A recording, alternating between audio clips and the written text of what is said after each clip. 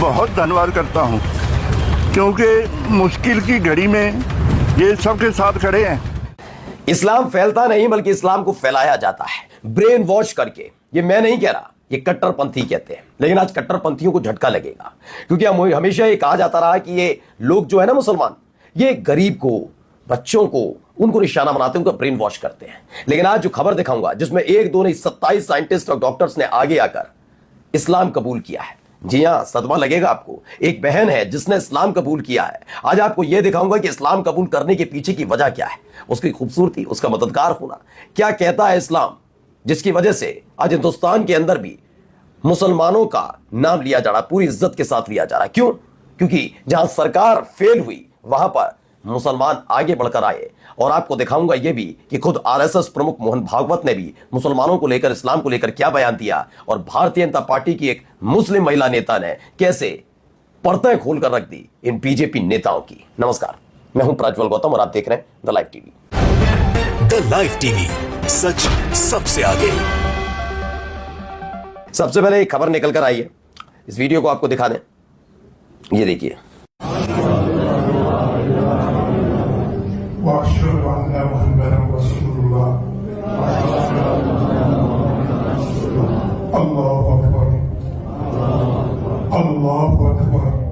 दरअसल ये खबर निकल कर आई है, जैसे उसको लेकर जो दावा है पहले बता देता हूं। उसको लेकर मिस्टर कूल नाम का एक ट्विटर हैंडल, उसने दावा कर दिया था कि साउथ कोरिया के 20 साइंटिस्ट, प्रोफेसर और डॉक्टर्स ने एक साथ कबूल किया इस्लाम। फिर हमने इस खबर की सच्चाई जानने के लिए इसे जांचा परखा, तो वाकई इसको लेकर खबर है जिसमें लिखा है, ग्रोक ने बताया ये घटना सच्ची है। 30 अगस्त 2025 को सियोल सेंट्रल मस्जिद में 27 लोगों ने, उसमें 20 का दावा था, लेकिन यहां इसने बताया कि 27 लोगों ने इस्लाम कबूल किया, लेकिन उनके वैज्ञानिक, प्रोफेसर, डॉक्टर होने की पुष्टि नहीं मिली। यह संख्या 20 नहीं बल्कि 27 है। उन्होंने कहा 27 ऐसे प्रबुद्धजीवियों ने इसका ये अपनाया है। वहीं देखिए, एक छोटी बच्ची भी है, वो इस्लाम कबूल कर रही है। जो डॉक्यूमेंट्स में नाम है, अरे डॉक्यूमेंट्स में क्या नाम तुम्हारा है पेपर में? पूरा नाम बोलो। हाँ, डेट ऑफ बर्थ बोलो। 11/7/2004। हाँ, अभी कितनी उम्र तुम्हारी है? हाँ, कोई जोर जबरदस्ती है किसी की? अपनी मर्जी से आई हो तो प्रेशर डाला कोई? तो ये माशाल्लाह एक और बहन ने इस्लाम कबूल कर लिया, ये कहा गया, और इसकी एक खबर निकल कर आया। अब देखिए खबर क्या आ गई कि क्यों है ऐसा। पहले ये देखिए, पंजाब बाढ़ पीड़ितों के लिए जमीयत उलेमा हिंद उत्तराखंड ने 50 लाख का ऐलान किया। जिस वक्त सरकार को आगे आकर मदद करनी चाहिए थी पंजाब की, कौन कर रहे हैं? मुसलमान। कहां के? उत्तराखंड की। उत्तराखंड में क्या पिछले 2 टर्म से बीजेपी और मुसलमानों के साथ वहां हल्द्वानी से लेकर नैनीताल तक क्या हो रहा है, हर कोई देख रहा है। लेकिन उन्होंने इस बात की फिक्र नहीं की। उन्होंने कहा हम खड़े हैं। और उत्तराखंड के मुख्यमंत्री क्या कर रहे हैं? हम ये कानून, हम वो कानून, हम ये कानून, हम ये कर देंगे, हम वो कर देंगे, तमाम चीजें कर लो। लेकिन जब पंजाब में हो रहा है उसके लिए नहीं खड़े हो सकते। क्यों? क्योंकि इनको और इनके आका दोनों को राजनीतिक तौर पर हैसियत याद दिलाती थी। हार गए थे चुनाव किसान आंदोलन की वजह से। क्यों? किस बात की दिक्कत थी? सोचिए, जमीयत उलेमा हिंद उत्तराखंड के लोग वहां पर पहुंचते हैं। अब आइए इसको भी सुनिए, ये भी मुस्लिम है।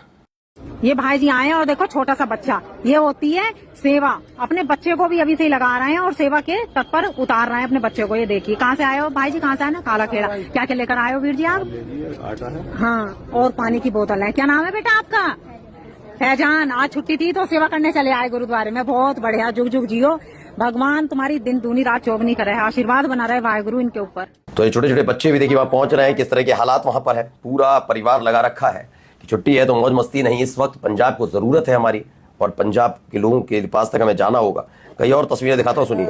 मुस्लिम भाइयों का बहुत बहुत धन्यवाद करता हूँ, क्योंकि मुश्किल की घड़ी में ये सबके साथ खड़े हैं। देखिए मैं आपको बता दूं, मुस्लिम मजलिस फ्लड रिलीफ फॉर पंजाब में अपना पूरा जत्था लेकर पहुंचे हैं, जहां AIMIM की टीम ने पंजाब में बाढ़ राहत सामग्री पहुंचाई है। ये खबर यहाँ पर सुनिए, यहाँ पर क्या कह रहे हैं मुसलमान, क्यों है इस्लाम के प्रति जागरूकता, वो बता रहा हूँ। सुनहरी गाड़ा दिल्ली रोड सहारनपुर यूपी से जो मदद इकट्ठा करी है पंजाब वालों के लिए, ये राहत कोष के लिए। इसमें 40 गट्टे आटे के हैं, 6 गट्टे चिल्ली के हैं, 10 चावल के गट्टे हैं, 15 नमक के हैं, 10 पेटी तेल की है, 18 मैगी की पेटी है, 30 पेटी बिस्कुट की है, 20 पेटी रसपीस की है, 350 पैकेट मिर्च के है, 350 हल्दी के है।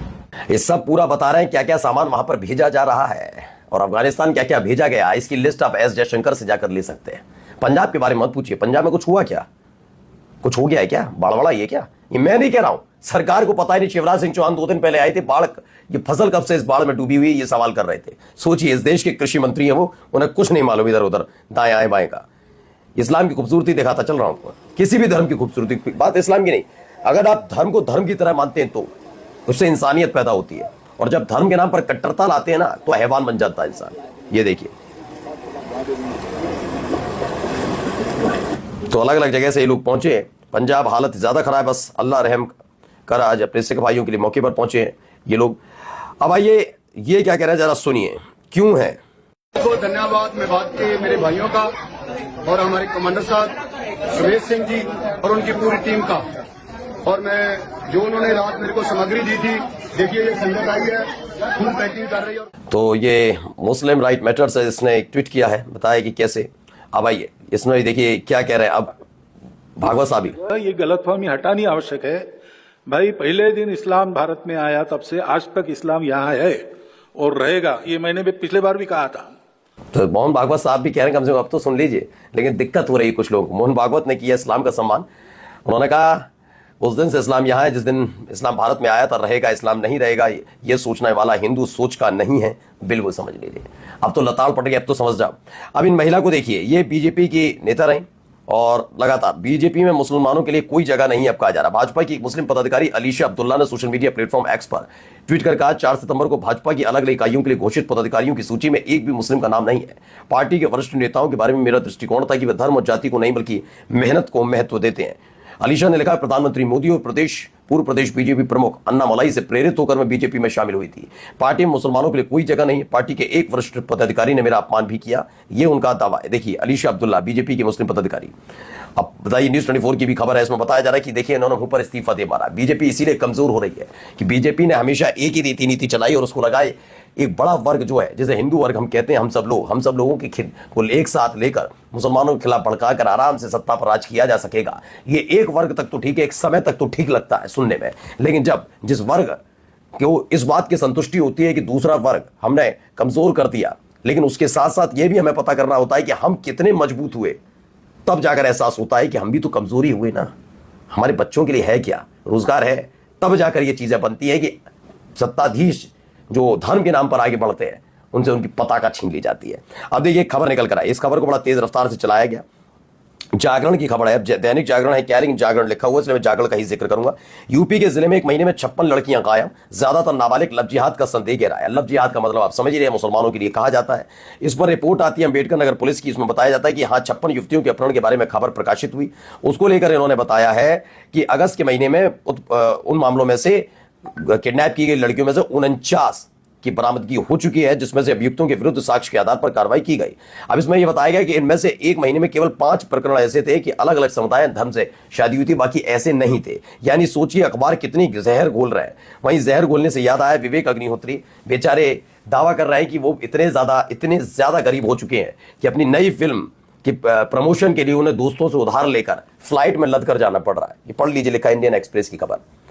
तो अब वो बता रहे हैं, उनको पता लग गया कि बंगाल फाइल्स तो अब चलनी नहीं है, पानी उतर गया है। वो वाला पानी जो चढ़ा था 2014 में वो तो उतर गया। अब क्या किया जाए, फिल्म में पैसे भी डाल दिए, हो भी सकता है पैसे डाल दिए कि इससे हमने 1 करोड़ के 4 करोड़ किए थे, अब 4 करोड़ के हम 40 करोड़ कर लेंगे या 400 करोड़ कर लेंगे, ठीक है ना, वो सोचा होगा। लेकिन हुआ क्या, वो जो 40 करोड़ डाले वो स्वाहा हो गए होंगे। माना भी जा सकता है कि फिल्म चल नहीं रही, वो देखना नहीं चाहता।